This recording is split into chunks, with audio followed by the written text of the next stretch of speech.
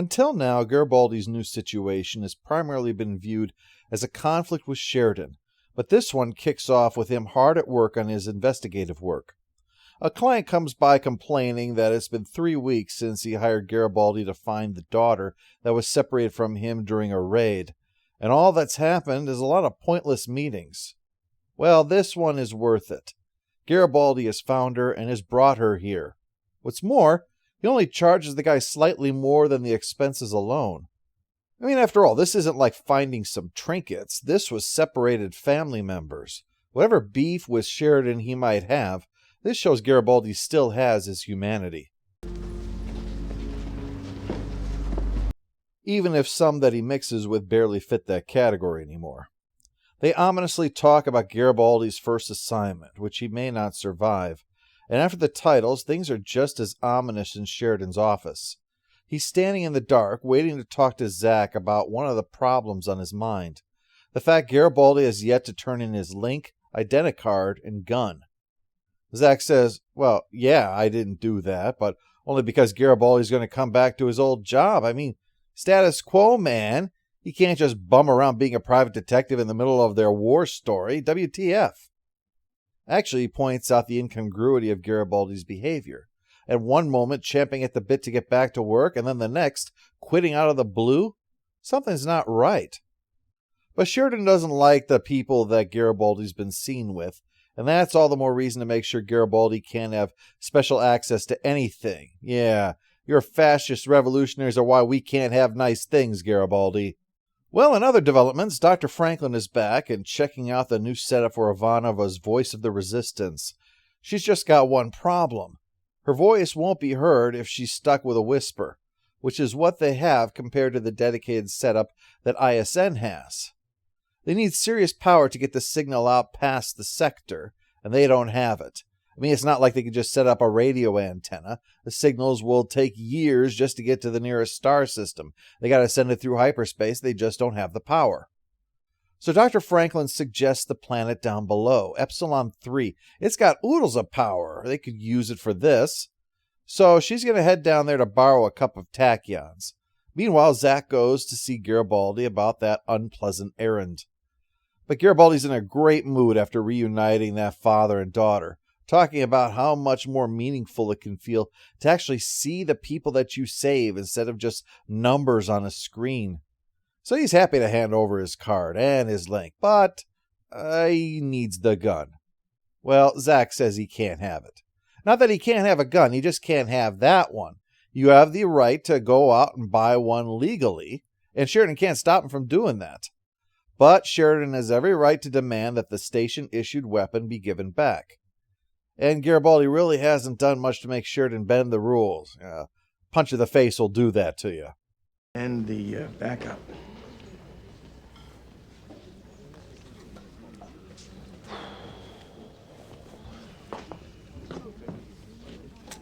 As Garibaldi prepares dinner, he watches the Looney Tunes shorts where the artist rebels against Daffy Duck and repeatedly fucks with him, revealed to be Bugs Bunny himself. It's a reminder that Garibaldi himself is being manipulated by someone. Those transmissions, remember, and Zack's concerns. He's also got someone controlling his life despite what he thinks. That's the point. It's not this asshole, though, the point man for the pro-Earth forces. He arrives because he wants to discuss a job, being a bodyguard and expediter for a visitor to this station. But it may mean Garibaldi having to go up against his own security. You have a problem with that? If you'd asked me that question yesterday, I'd have said yes. Today? No. I'll be the biggest threat they've ever had. That'll teach them not to let me have a gun. Meanwhile, Ivanova is flown down to Epsilon 3, only to be surprised by a familiar face. Oh, excuse me. Hello? Hello? Excuse me. Excuse me. Excuse me. I need to see Droll. Oh, Droll is very busy. Yes, our old philosophical Igor is back. Except he's not. No, no. No, no, no. No, no. No, you did not meet Zathras. You met Zathras. That is so frickin' zen.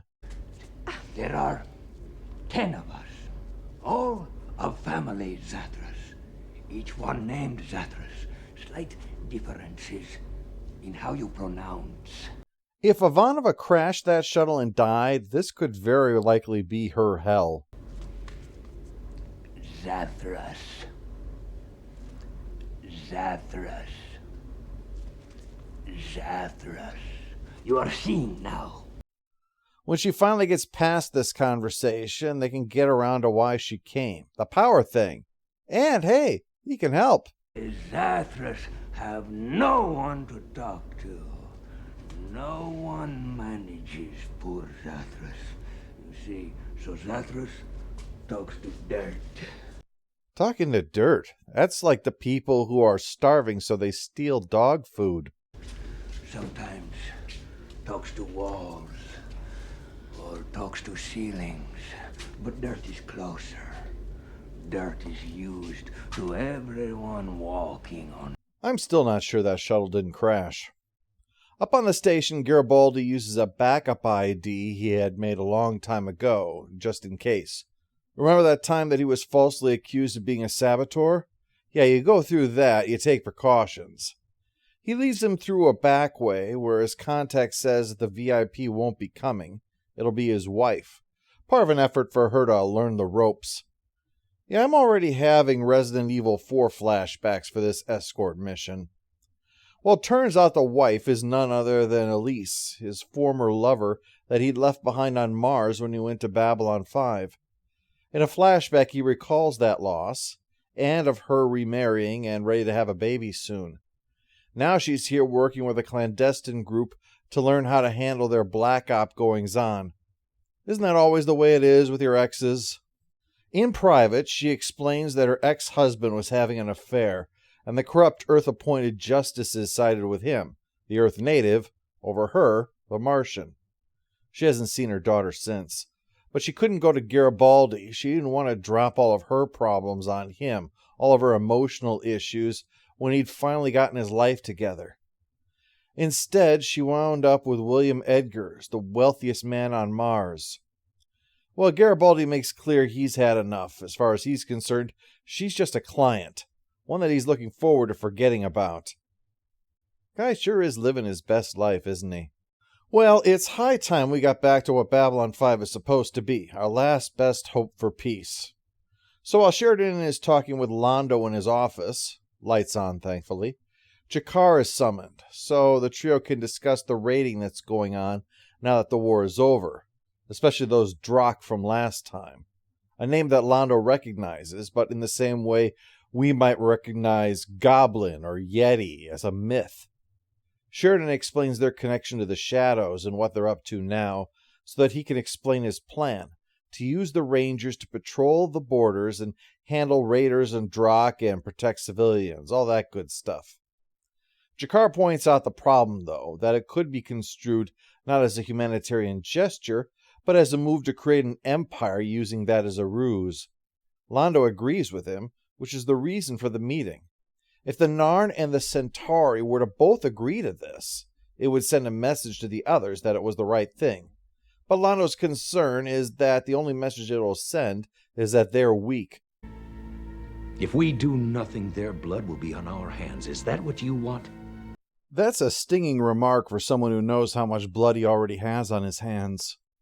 While Sheridan lets the two of them think it over, we check in on Zach, who himself is checking up on any suspicious activity going on.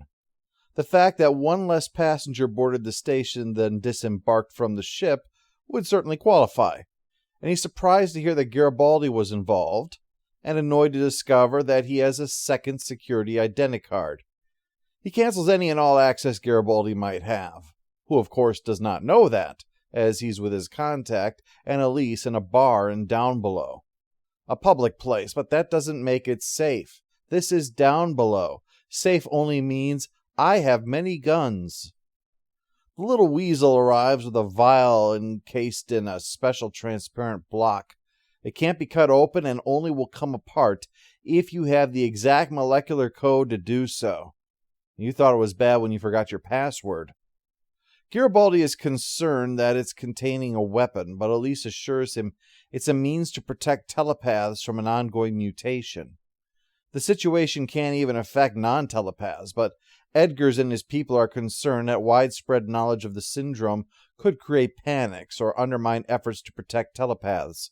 There are those who want to see every telepath wiped out. And our little quartet too, I guess. The contact gets gunned down. We have no emotional investment in him anyway. But Garibaldi finds a place to hide for the other three, except without his security access, they're trapped. So he goes for the old die-hard solution, head into the vents. A guy pops his head up after him. But what's notable is that Garibaldi has this guy dead to rights, but he doesn't pull the trigger. He took a gun off one of the mooks. This is likely because the guy isn't trying at that moment to kill him. He's waiting for the bad guy to try killing him before he'll actually plant him. He's not just going to shoot him at the first opportunity. Now, there's a number of reasons for that, but what I'm betting is it's still his experience coming through as head of security. Killing is never ever done unless it's unavoidable. Even now, he still feels that way. Unfortunately, sparing that brain allows it to read his thoughts. Guy's a telepath. He knows his actual target is somewhere else. Garibaldi saves them and tells them that if they're split up, they have to get to docking bay 3. Keep repeating that in your head so that you won't forget it, by the way. Well, it's actually a trick. He takes them out in the middle of a hallway and tells the security officer that the trigger-happy guys from Brown's sector are heading to docking bay 3. He's going to head there himself, but not before telling them where to get a fake identicard to get off the station. Garibaldi provides full service for his clients. Zack and his forces catch the bad guys, but they use those suicide teeth to kill themselves rather than be taken alive. Sheridan has Garibaldi dragged in and demands to know what happened. But Garibaldi knows nothing about the bad guys and claims ignorance about his client's activities. He's also pissed because if he'd had all his stuff, they wouldn't have had such a close shave. Probably would have taken those baddies in alive too, he insists. And he knows all Sheridan can charge him with are petty crimes that would only require that he pay a fine. All in all, he comes out of this feeling pretty good about that. But Sheridan makes clear there is a limit to his willingness to put up with Garibaldi. Despising him is one thing, even publicly. But with violence and death, no, that's not shit that he's going to be taking with a smile. Well, however the meeting goes, there's no happy ending for Garibaldi. There's a message from Elise, but he deletes it without listening to it, deciding it's best to leave the past, and Nookie, behind him. But it is going to be good for his wallet, because Edgars calls up to thank him for saving his wife and talk about how impressed he was with how Garibaldi handled things. He wants to keep Garibaldi permanently on retainer, including trips to Mars. The quarantine doesn't apply to men like Edgars, pretty much in any government, really. I mean, pick a spot on the political compass, this guy can do what he wants within reason. We close with Ivanova making the first broadcast of the Voice of the Resistance, the end. If lines of communication was pulling back the rubber band on the slingshot, this is the moment when you feel the tension in the band start to build. Giving Jerry Doyle something better to work with is way overdue for this season. He hasn't been coming across very reasonably. It's only now that we can be put in his shoes and see where he's coming from, even if he's not always in the right.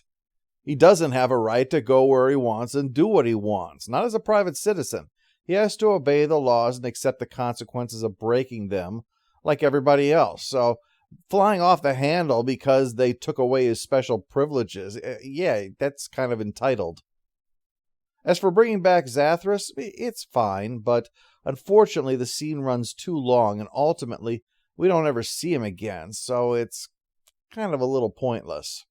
But the Voice of Resistance is being heard now. In 2 weeks, we'll see where that leads us with more of Babylon 5.